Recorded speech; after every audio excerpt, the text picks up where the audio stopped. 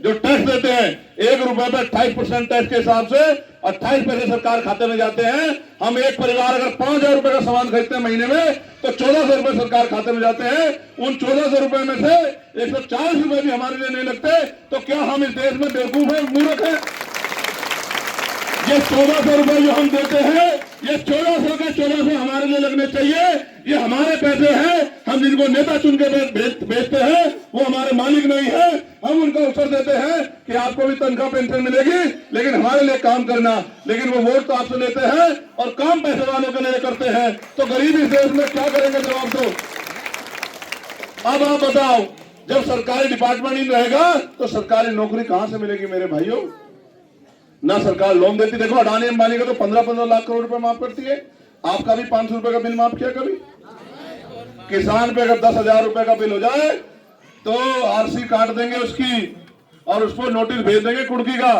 अगर आप पे बिजली का बिल 2,000 रुपए प्लस हो जाएगा तो आपके मीटर काटने के लिए आ जाएंगे। लेकिन काटने के भी लेते हैं, जोड़ने के भी। ये घूसखोरी कैसे हो रही है? क्योंकि आपके नेता अधिकारी कर्मचारियों की परवाह करते हैं, जनता की नहीं करते। महिलाओं को 500 रुपए पेंशन देते हैं, विधवा, वृद्ध और विकलांग। 500 रुपए पेंशन देते हैं। आपने नालायक नेता बनाए, मैं क्या करूं?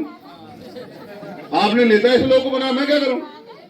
अगर चंद्रशेखर के हाथ में ताकत होती तो आज जो लोगों को दफ्तरों के बाहर जो है लाइन लगानी पड़ती है, वो अधिकारी कर्मचारी जैसे बैठे हैं, इस तरह के आपके यहाँ बैठते, आपसे पूछते बताओ भाई क्या काम है। चंद्रशेखर भाई ने कहा है कि अगर कोई भी बिना पेंशन के रहेगी तो तू कल नौकरी नहीं करेगा, तू जो है मुकदमा लिख के जेल जाएगा, क्योंकि तू अपना काम ईमानदार से नहीं करेगा। यही तो लड़ाई है, यही लड़ाई है चंद्रशेखर से। क्योंकि चंद्रशेखर गुलाम नहीं है, उसको जबान दी है सतगुरु रविदास जी महाराज ने और महापुरुषों ने, और उसको ज्योतिबा फुले से लेकर तमाम महापुरुषों का संघर्ष याद है। इसलिए मैं आपसे अपील करने आऊं, समय कम है भाई, ज्यादा बात नहीं बता सकता हूं। सब कुछ आपके जीवन में राजनीति का कितना प्रभाव है आप सुन लो। आखिरी बात मुझसे, नौकरी मिलेगी नहीं मिलेगी और किसको मिलेगी, किस विभाग में कितनी मिलेगी, सरकार तय करेगी। बिजली के दाम सरकार तय करेगी, पानी के दाम सरकार तय करेगी, कहां सड़कें बनेंगी, कहां स्कूल बनेंगे, कहां कॉलेज बनेंगे, सरकार तय करेगी। किनको लोन मिलेगा, किनका लोन माफ होगा, किनका बिल माफ होगा, सरकार तय करेगी। सब कुछ सरकार तय करेगी। हम क्या करेंगे? हम सिर्फ क्या वोटर बनकर रहेंगे? बताओ बताओ, सिर्फ हम वोटर बनकर रहेंगे?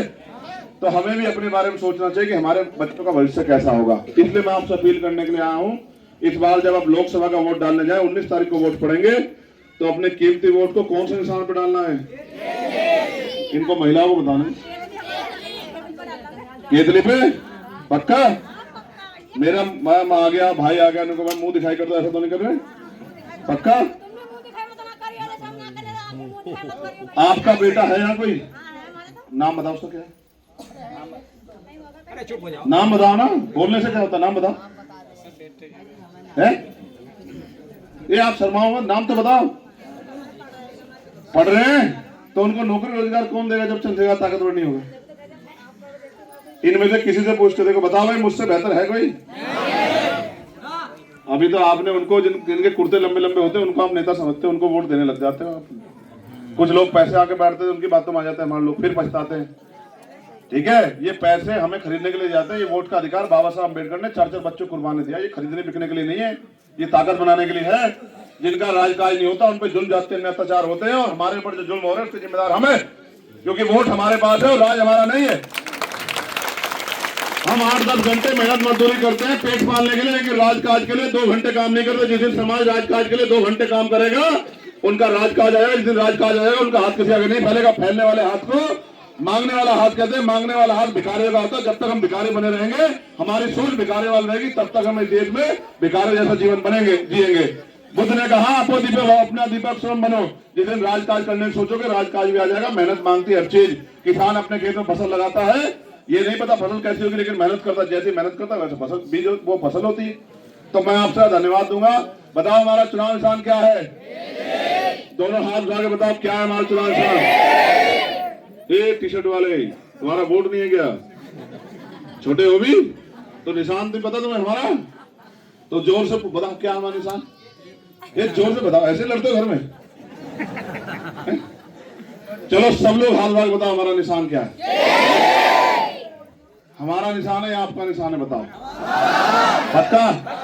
जैसे आज यहाँ एकजुट खड़े ऐसे खड़े रहोगे, जाति धर्मों में तो नहीं बटोगे। एक आखिरी बात सुन लो, दुश्मन बड़ा चालाक है सुल्तान, करेगा क्या? इनके मोहल्ले में आप कहेगा, आप तो उनको वोट देते आए,